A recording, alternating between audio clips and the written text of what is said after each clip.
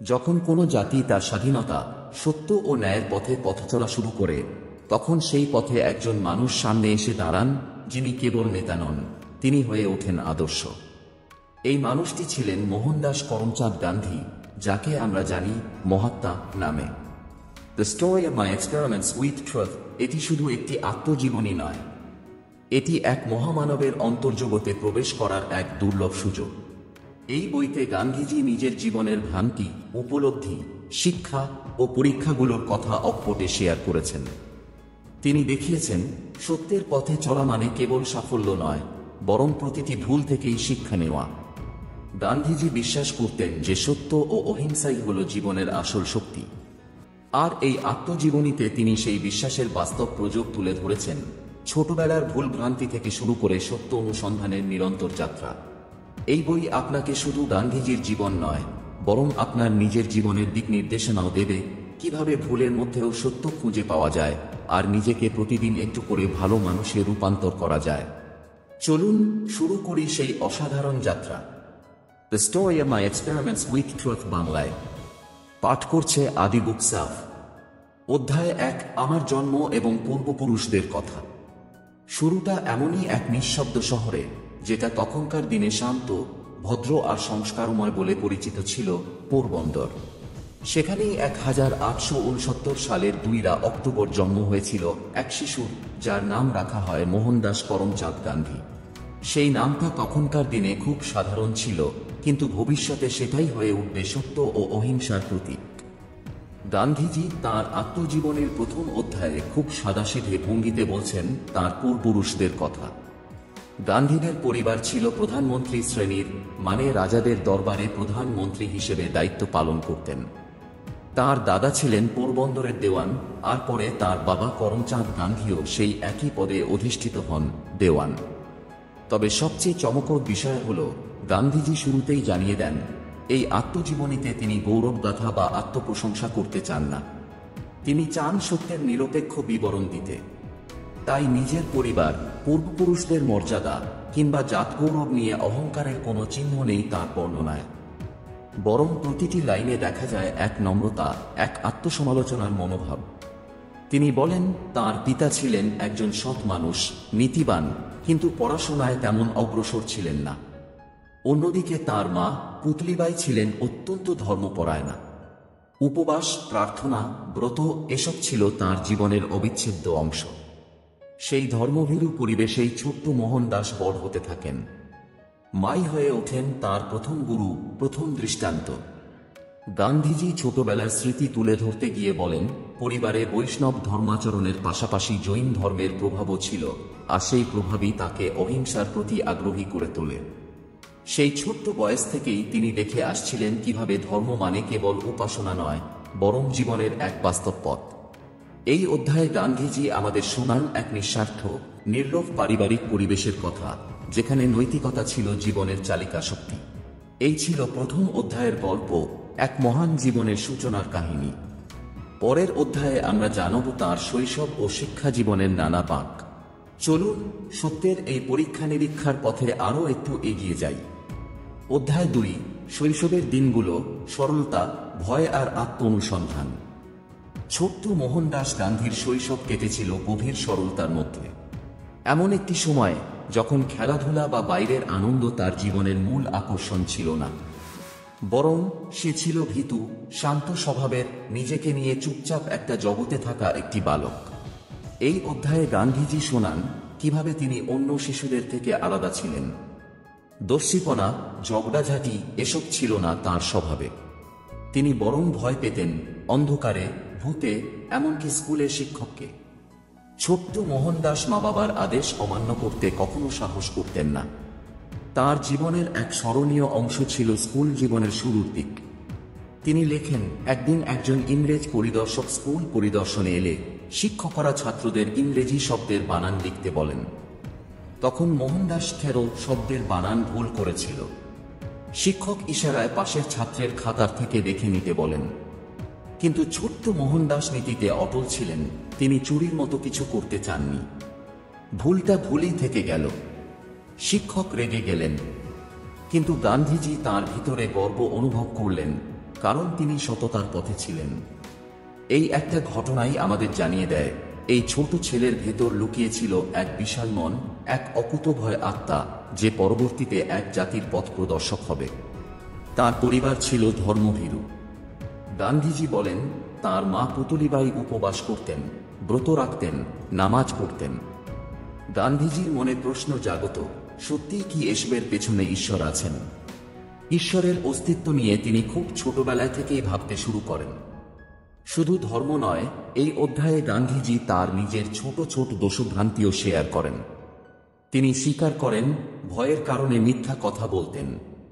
তবুও তিনি এসব থেকে নিজেকে শুদ্ধ করতে চেয়েছিলেন। তিনি ক্রমশ বুঝতে শেখেন ভয়ই মানুষকে মিথ্যার পথে ঠেলে দেয়। এভাবে শৈশবের সরলতা, ভয়, নীতির প্রতি টান সব মিলিয়ে গড়ে উঠতে থাকে এক আশ্চর্য চরিত্র।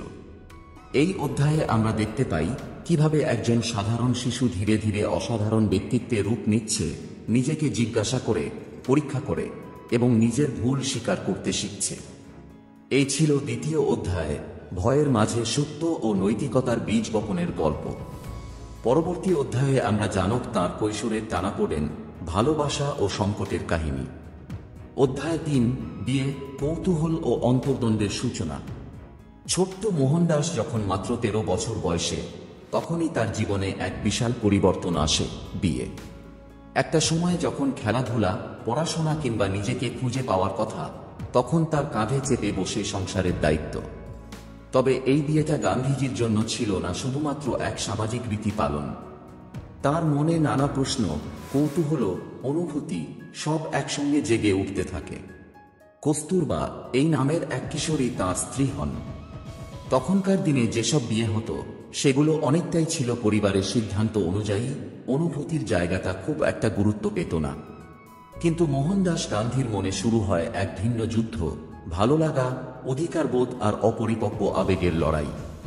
এই অধ্যায়ে তিনি খুব স্পষ্টভাবে নিজের ভুলগুলোর কথা তুলে ধরেন। তিনি বলেন কিভাবে স্ত্রীর ওপর অধিকার ফলাতে গিয়ে তিনি হিংস্র আচরণ করতেন। কস্তুরবার প্রতি ভালোবাসা ছিল প্রবল, কিন্তু সেই ভালোবাসা ছিল স্বার্থপরতায় ভরা। গান্ধীজি অনুভব করেন তিনি স্ত্রীকে ভালোবাসতেন নিজের জন্য, নিজের সুখের জন্য, তার স্বাধীনতা বা অনুভূতির সম্মান না রেখে। এখানেই গান্ধীজির সততা সবচেয়ে উজ্জ্বল হয়ে ওঠে। তিনি নিজের কিশোরসুলভ ভুলগুলোকে লুকো না, বরং আমাদের চোখে আঙুল দিয়ে দেখান কিভাবে আত্মবিশ্লেষণের মাধ্যমে একজন মানুষ নিজের দোষকে চিনতে পারে এবং নিজেকে গঠনের পথে এগোতে পারে। তার বিবাহিত জীবনের পাশাপাশি এই সময়ের আরেকটি বড় অনুভব ছিল কৌতূহল। শরীর, যৌনতা, লজ্জা এসব নিয়ে কিশোর গান্ধীর মনে প্রশ্ন জাগতে থাকে। তিনি বুঝতে পারেন এই প্রবল ইন্দ্রিয় তৃষ্ণাই মানুষকে দুর্বল করে তোলে। আর তাই ভবিষ্যতে আত্মনিয়ন্ত্রণ বা ব্রহ্মচর্য গ্রহণের বীজও বপিত হয় এই সময়ই।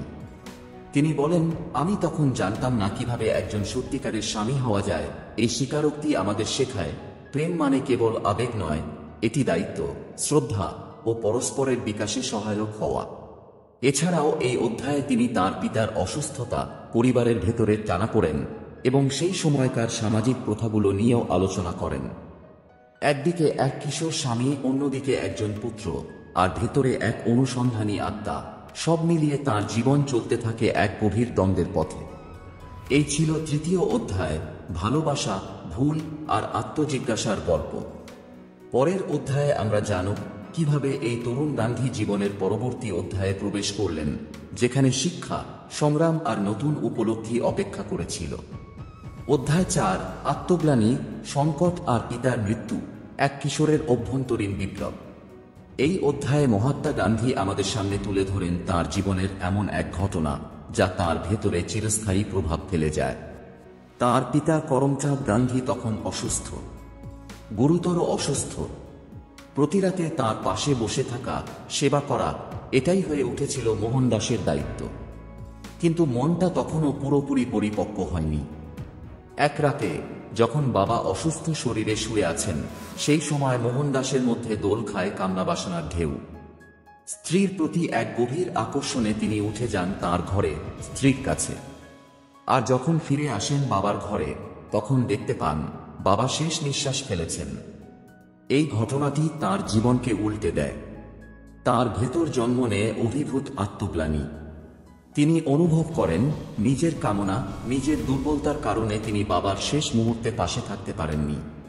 এই অনুতাপ, এই ব্যথা তার হৃদয়ে চিরকাল জেগে থাকে। গান্ধীজি লেখেন, এই ঘটনা আমার হৃদয়ে এমন দাগ কেটেছে যা কোনোদিন মোছা যাবে না। এই অধ্যায়টি হল সেই মুহূর্ত যখন একটি ছেলের মধ্যে জন্ম নেয় আত্মজিজ্ঞাসার বীজ। প্রশ্ন, আমি কি চেয়েছিলাম আর কি হারিয়ে ফেললাম? তার জীবনের প্রথম গভীর আত্মদর্শন শুরু হয় এখান থেকেই।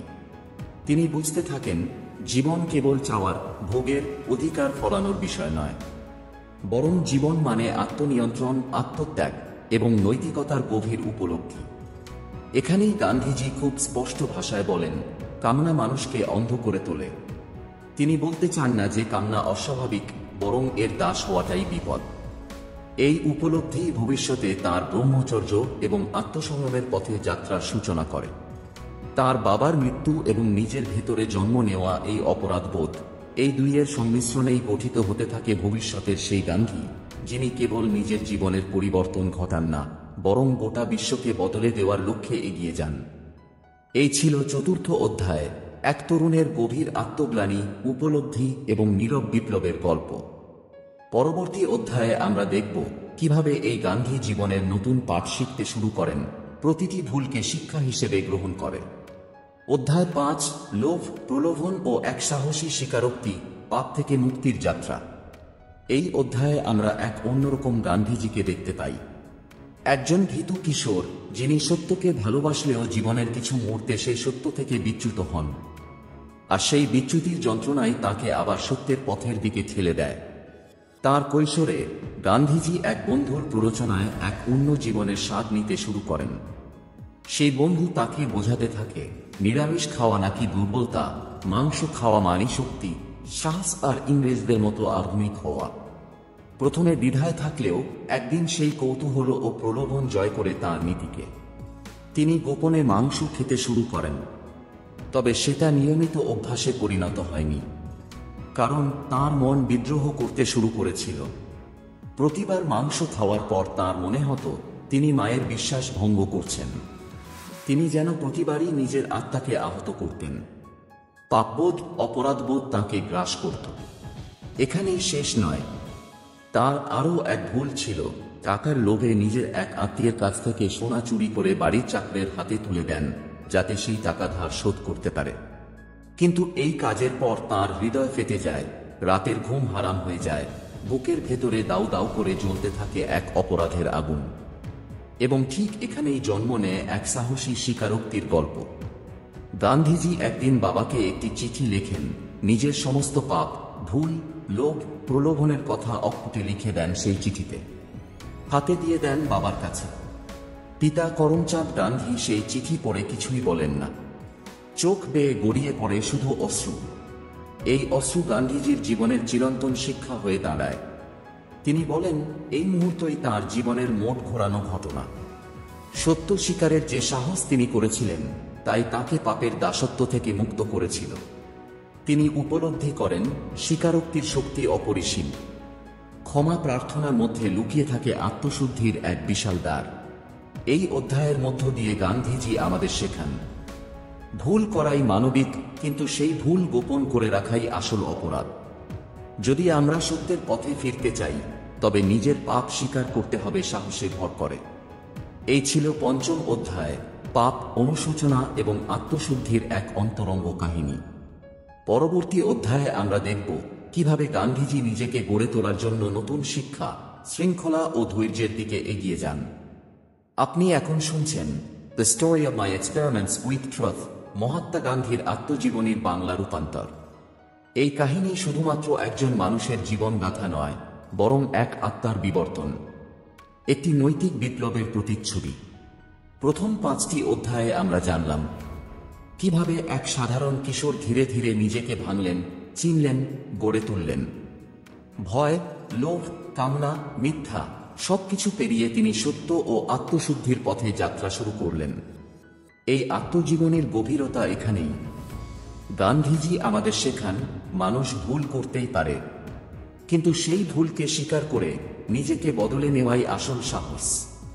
এখন আমরা প্রবেশ করছি সেই অধ্যায়গুলোতে, যেখানে তিনি বিদেশ যাত্রা করবেন, শিক্ষা নেবেন নতুন সমাজ ও সংস্কৃতির থেকে, আর ধাপে ধাপে পরিণত হবেন সেই গান্ধীতে, যিনি শুধু একজন মানুষ নন, হয়ে উঠবেন একটি আদর্শ, একটি আন্দোলনের প্রতীক। এই যাত্রা যদি আপনার ভালো লেগে থাকে তাহলে আমাদের চ্যানেল আদি বুক সেলফ সাবস্ক্রাইব করুন। আপনার প্রতিটি সাবস্ক্রিপশন আমাদের অনুপ্রেরণা যোগায় আরও জ্ঞান, আত্মোপলব্ধি ও প্রেরণার বই বাংলায় তুলে ধরতে। অধ্যায় 6, ইংল্যান্ডে পাঠ এবং নতুন পৃথিবীর সঙ্গে পরিচয়। যখন মোহনদাস গান্ধী কৈশোর ও কিশোর বয়স পেরিয়ে যুবক হয়ে উঠলেন, তখন তার জীবনে আসে এক নতুন অধ্যায়, বিদেশে পাঠের সিদ্ধান্ত। তার বাবা, পরিবার এবং সামাজিক প্রথা অনুযায়ী মোহনদাসকে আইনশাস্ত্রে পড়াশোনা করতে ইংল্যান্ডে পাঠানো হয়। এটি ছিল তার জীবনের প্রথম বড় যাত্রা, শিক্ষা, সংস্কৃতি ও চিন্তাভাবনায় এক সম্পূর্ণ নতুন জগতে প্রবেশ। ইংল্যান্ডে পৌঁছে প্রথমে গান্ধীজি অত্যন্ত অভ্যস্ততাহীন ও একাকী বোধ করলেন। খাবার, পোশাক, জীবনধারা সবই ভিন্ন। তবে তাঁর কৌতূহল, শিক্ষা গ্রহণের আগ্রহ এবং সত্য ও নৈতিকতার প্রতি অটল মনোভাব তাঁকে ধীরে ধীরে সেই নতুন সমাজে মানিয়ে নিতে সাহায্য করল। এই সময়ে তিনি শুধু আইন শাস্ত্র শিখলেন না, বরং নিজের আত্মনিয়ন্ত্রণ, সংযম এবং সংস্কৃতির তুলনামূলক ধারণাও বিকাশ করলেন। তিনি লক্ষ্য করলেন কিভাবে বিদেশিরা জীবনযাপন করে, তাদের নৈতিকতা ও সামাজিক আচরণ কেমন, এবং সেই অভিজ্ঞতা তাকে নিজের সংস্কৃতি ও মূল্যবোধকে নতুনভাবে উপলব্ধি করতে শেখায়। তার লেখায় দেখা যায়, শুরুর দিকে তিনি ইংল্যান্ডের খাওয়া দাওয়া, পোশাক এবং সামাজিক জীবনকে অদ্ভুত মনে করতেন। কিন্তু সময়ের সঙ্গে সঙ্গে তিনি বুঝতে পারেন, কোনো দেশের মানুষই সম্পূর্ণ নিখুঁত নয়। তাদের ভুল, ভালো সবই শিক্ষা। আর এই শিক্ষা তাকে নিজের জীবনকে নতুনভাবে আকার দিতে সাহায্য করে। এই অধ্যায়ে গান্ধীজি আমাদের শেখান, পরিবেশ বা সংস্কৃতির পরিবর্তন মানুষকে ভয় দেখায় না, বরং এটি আত্মার বিকাশের সুযোগ দেয়। শুধু নিজের নৈতিকতা, সততা এবং সত্যের প্রতি অটল থাকা প্রয়োজন। ইংল্যান্ডে যাত্রা তাঁর জীবনে প্রথম বড় স্বাধীনতা, প্রথম বড় চ্যালেঞ্জ এবং প্রথম বড় আত্মশুদ্ধির পরীক্ষা। এই অভিজ্ঞতাগুলো পরবর্তীতে তাঁকে সত্যাগ্রহ ও অহিংসার পথে দৃঢ় করতে সাহায্য করবে। এই ছিল ষষ্ঠ অধ্যায়, বিদেশের শিক্ষা, নতুন সংস্কৃতি এবং আত্মশক্তি অর্জনের গল্প। পরবর্তী অধ্যায়ে আমরা জানব কিভাবে তিনি সেই শিক্ষাকে বাস্তবে প্রয়োগ করতে শুরু করলেন, আর কিভাবে শুরু হলো সত্যাগ্রহের প্রাথমিক চর্চা। সত্যের এই পরীক্ষায় চলুন আরও এক ধাপ এগিয়ে যাই। অধ্যায় 7, আত্মনিয়ন্ত্রণ, ব্রহ্মচর্য ও ব্যক্তিগত দায়িত্বের শিক্ষা। ইংল্যান্ডে থাকাকালীন মোহনদাস গান্ধী শুধু আইন শাস্ত্রে দক্ষ হননি, বরং নিজের আত্মশক্তি ও আত্মনিয়ন্ত্রণকে চর্চা করতে শুরু করেন। তার জীবনের সেই সময় ছিল কৌতূহল, প্রলোভন এবং একাকিত্বের সঙ্গে লড়াইয়ের সময়। তিনি লিখেছেন, বিদেশে যাত্রা মানে শুধু নতুন দেশের সংস্কৃতির সঙ্গে পরিচয় নয়, এটি একটি নিজেকে চিনতে শেখার সুযোগ। তিনি দেখলেন, যখন কেউ আপনার নৈতিকতা পরীক্ষা করে, তখন সত্যের পথে থাকা কতটা কঠিন হতে পারে। এই অধ্যায়ে গান্ধীজি ব্রহ্মচর্য, সেলাবেসি ধারণার কথা তুলে ধরেন। তিনি অনুভব করলেন, শুধু যৌবনের কামনা নয়, বরং নিজের চিন্তা, মনোভাব এবং আচরণ নিয়ন্ত্রণ করা একটি উচ্চতর নৈতিক শিক্ষা। এটি তাকে শিখিয়েছে কিভাবে অহিংসা ও সত্যের প্রতি অটল থাকা যায়, কেবল বাহ্যিক কাজের মাধ্যমে নয়, অন্তর্গতভাবে। তার ইংল্যান্ডের জীবন অনেকটা পরীক্ষা নিরীক্ষার মতো। নতুন খাদ্য, নতুন পোশাক এবং একাকী জীবন সবই ছিল তার ধৈর্য ও নৈতিকতার পরীক্ষা। প্রথমবার নিজের পছন্দ, নিজের স্বাধীনতা নিয়ে তিনি সিদ্ধান্ত নিলেন। এখানেই জন্ম নিল এক নিজস্ব দায়িত্ববোধ, যা পরবর্তী জীবনে সত্যাগ্রহ আন্দোলনের ভিত্তি হয়ে দাঁড়ায়। গান্ধীজি লিখেছেন, আমি তখন বুঝতে শিখলাম, নিজেকে নিয়ন্ত্রণ করা মানে অন্যকে সঠিকভাবে পথ দেখানো সম্ভব। এই উপলব্ধি পরবর্তীতে তাকে অসংখ্য ভুল ও সামাজিক চাপের মাঝেও সত্য ও ন্যায়ের পথে অটল রাখে। এই অধ্যায়ে আমাদের শেখায়, যখন মানুষ নিজের কামনা ও লোভকে নিয়ন্ত্রণ করতে শেখে, তখন সে সত্যের পথে শক্তিশালী হয়। আত্মনিয়ন্ত্রণ, ব্রহ্মচর্য এবং দায়িত্ব, এই তিনটি হল ব্যক্তিগত বিকাশের মূল স্তম্ভ। এই ছিল সপ্তম অধ্যায়, বিদেশের শিক্ষা, আত্মনিয়ন্ত্রণ এবং নৈতিকতা চর্চার গল্প। পরবর্তী অধ্যায়ে আমরা জানব কিভাবে গান্ধীজি সমাজের বিভিন্ন সমস্যার সঙ্গে পরিচয় পেতে শুরু করেন এবং কিভাবে তার নৈতিক চিন্তা বাস্তব জীবনের সঙ্গে মিলিত হয়। অধ্যায় 8, সমাজের সঙ্গে সংযোগ এবং নৈতিক দায়িত্বের বাস্তব পরীক্ষা। ইংল্যান্ডের শিক্ষা জীবনের পর মোহনদাস গান্ধী দেশে ফিরে আসেন এক তরুণ আইনজীবী হিসেবে, কিন্তু মনের ভেতর নিয়ে আসেন অসংখ্য প্রশ্ন, নৈতিক দ্বন্দ্ব এবং নতুন দায়িত্বের অনুভূতি। দেশে ফিরে তিনি লক্ষ্য করেন সমাজ কতটা অমোঘ এবং অনৈতিক আচরণের সঙ্গে বাধা রয়েছে। মানুষ একে অপরের ওপর নির্ভরশীল হলেও অনেকেই অসততা, লোভ এবং স্বার্থপরতার শিকার। এই পর্যবেক্ষণ গান্ধীজির মনকে জ্বালায়। তিনি অনুভব করেন শুধু নিজের নৈতিকতা যথেষ্ট নয়, সমাজের নৈতিকতার জন্য কাজ করতে হবে। এই সময়ে তিনি কিছু ছোটখাটো নৈতিক পরীক্ষা শুরু করেন। তিনি দেখেন কেন মানুষ স্বার্থপর আচরণ করে এবং কিভাবে তাকে সঠিক পথে ফিরিয়ে আনা যায়। তিনি নিজের জীবনে ছোট ছোট নিয়ম প্রয়োগ করেন, যেমন সত্য বলার প্রতিজ্ঞা, মিথ্যা এড়ানো, নিজের কামনা ও লোভ নিয়ন্ত্রণ করা। গান্ধীজি শিখতে শুরু করেন কেবল নৈতিক শিক্ষা গ্রহণ করলেই হবে না, বাস্তবে প্রয়োগ করতে হবে। প্রথমবার তিনি অনুভব করেন সত্য ও অহিংসার প্রতিটি পদক্ষেপ নিজের অঙ্গীকার এবং কাজের সঙ্গে মিলিত হতে হবে। এই অধ্যায়ের মাধ্যমে তিনি আমাদের দেখান একজন মানুষ নিজের নৈতিকতা পালনের মাধ্যমে অন্যের ওপর প্রভাব ফেলতে পারে, সমাজে পরিবর্তনের প্রথম দিকের পদক্ষেপ রাখতে পারে। তার মনে জন্ম নেয় এক প্রবল সংকল্প, নিজের জীবনকে এমনভাবে পরিচালনা করা যেন অন্যদের জন্য দৃষ্টান্ত তৈরি হয়। এই অধ্যায়ের শেষ দিকে তিনি লিখেছেন, নিজের জীবনকে নিখুঁত করার চেষ্টা করাই আমার মূল দায়িত্ব, তাহলেই সমাজও ধীরে ধীরে পরিবর্তিত হবে। এই ছিল অষ্টম অধ্যায়, নিজেকে পরীক্ষা করা, সমাজের সঙ্গে সংযোগ এবং নৈতিক দায়িত্বের বাস্তব চর্চা। পরবর্তী অধ্যায়ে আমরা দেখব কিভাবে গান্ধীজি ছোট ছোট কর্মের মাধ্যমে সত্যাগ্রহের প্রথম চর্চা শুরু করলেন এবং সেই চর্চা তাকে আরও শক্তিশালী করল। অধ্যায় 9, সত্যাগ্রহের প্রথম ধাপ এবং নৈতিক সাহসের বিকাশ। মোহনদাস গান্ধী দেশে ফিরে নিজের জীবনকে নতুনভাবে ভাবতে শুরু করলেন। তিনি বুঝতে পারলেন শুধু নিজের নৈতিকতা রক্ষা করলেই হবে না, সমাজের মাঝে সত্য ও ন্যায় প্রতিষ্ঠা করাও তার দায়িত্ব। এই অধ্যায়ে গান্ধীজি শোনান তাঁর সত্যাগ্রহের প্রথম পরীক্ষার গল্প। একবার একজন ক্রেতা তাকে ধোঁকা দেওয়ার চেষ্টা করেন। ছোট্ট অব্যবহারে এটি ঘটলেও মোহনদাস নিজের নৈতিক নীতি অনুসারে ক্রেতাকে সতর্ক করেন এবং সঠিক তথ্য জানাতে বাধ্য হন। সেই ছোট্ট ঘটনা তাকে শেখায় সত্য বলার সাহস জীবনের সবচেয়ে বড় শক্তি। তার জীবন তখনও পরীক্ষা নিরীক্ষার মতো। ছোট ছোট প্রলোভন, অর্থের লোভ, আত্মকেন্দ্রিক চিন্তাভাবনা সবই তার নৈতিক দায়িত্বের পরীক্ষায় পরিণত হয়। তিনি শিখলেন নিজেকে নিয়ন্ত্রণ না করলে অন্যকে সঠিক পথে প্রভাবিত করা যায় না। গান্ধীজি লিখেছেন, প্রথমবার নিজের সত্য অনুসারে কাজ করা এবং এর জন্য নিজের ভয়কে জয় করা, এটাই সত্যাগ্রহের সূচনা। এই অধ্যায়ে তাঁর সাহস এবং নৈতিক দায়িত্বের অনুভূতি আরও দৃঢ় হয়ে ওঠে।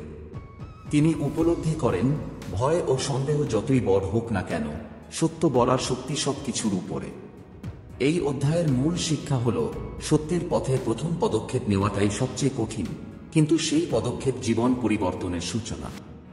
এই ছিল নবম অধ্যায়, সত্যাগ্রহের প্রথম ধাপ, নৈতিক সাহস এবং নিজের নৈতিক দায়িত্ব চর্চার গল্প।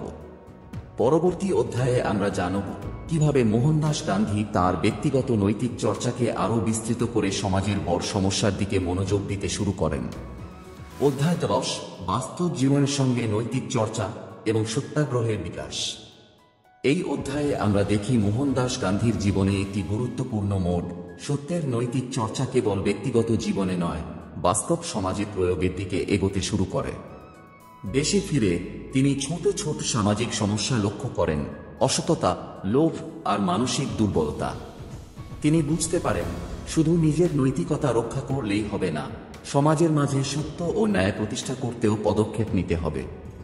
গান্ধীজি লেখেন, একবার তিনি দেখলেন একজন ব্যবসায়ী ক্রেতাকে ধোঁকা দিতে যাচ্ছেন। মোহনদাস নিজের ভয়কে জয় করে সতর্ক করেন এবং সত্য জানাতে বাধ্য হন। এই ছোট্ট ঘটনা তাকে শিক্ষা দেয় সত্য বলার সাহস জীবনের সবচেয়ে বড় শক্তি।